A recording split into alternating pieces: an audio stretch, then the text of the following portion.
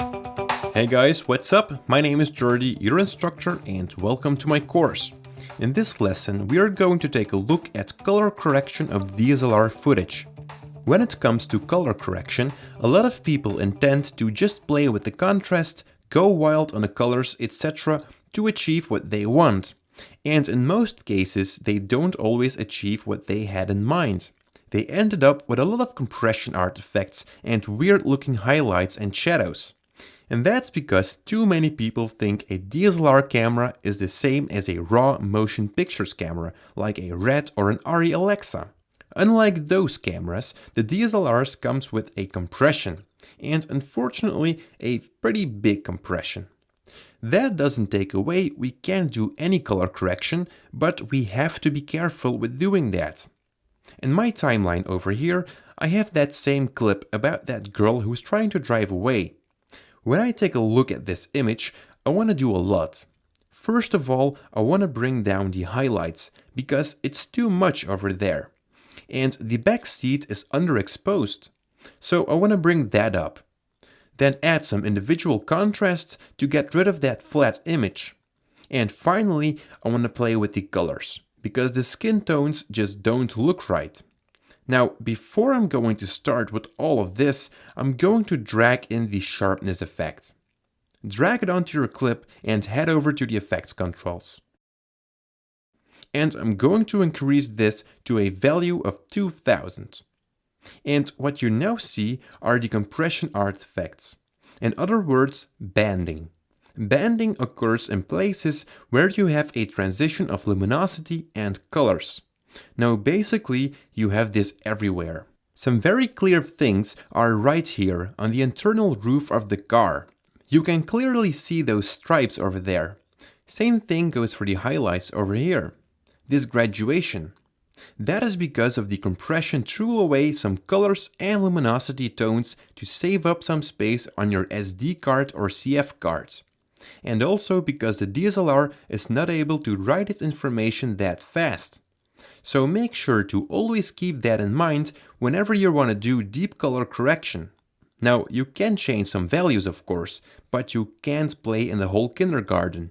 That is one of the biggest downsides of the DSLR camera. And if you remember my lesson when I talked about types of DSLR cameras, well, some DSLRs have a clean HDMI output, which means we can record externally in a better compression and reduce these compression artifacts. But let's assume that we don't have an external recorder and we want to make the best with the video footage we have.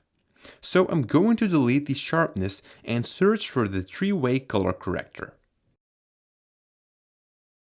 Drag that onto your clip. Now this tool allows me to work with the colors in the shadows, midtones and highlights. Same thing goes for the levels down here. Alright, let's start with some contrast. The first thing I want to do is brighten up the image with the midtones, to lift those shadows which are too dark. Then I'm going to bring down the highlights which are now too much, and then finally darken the shadows again. And then stop, because here is where it all goes wrong. I'm currently playing with every toy in the kindergarten.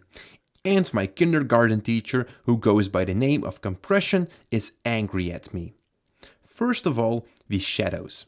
We have made the contrast between the midtones and the shadows too much.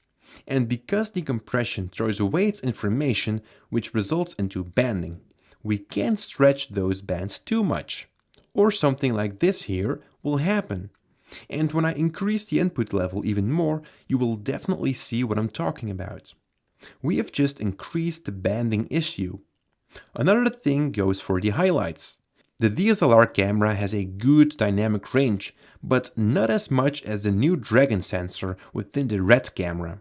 When something is blown out, like the sky in this example, then don't decrease that highlight value, because you will just make it gray and ugly.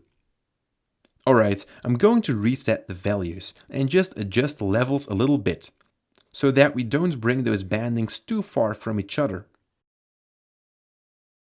Then the next thing are the colors. Again, I'm going to exaggerate in this. and move the colors of the midtones all the way up. And again, you can see that the banding is getting a more visual between the shadows, midtones and highlights. The transition is not smooth. So again, take it easy when it comes to changing the colors. Move the values a little bit. Alright guys, that was it for color correction. These were some of the things I wanted to show you. And I have one big conclusion out of this lesson. Make sure to record in a correct contrast level, don't under or overexpose your image, and make sure you have a correct white balance. Don't ever say to yourself, I'll just make it warmer in post and fix the white balance in post. Because you have just seen that you don't have all the freedom in color correction, and the best results are accomplished by touching your image as less as possible. Alright, thanks a lot for watching guys. Definitely watch my next lesson where I give you some nice tips in my final conclusion video.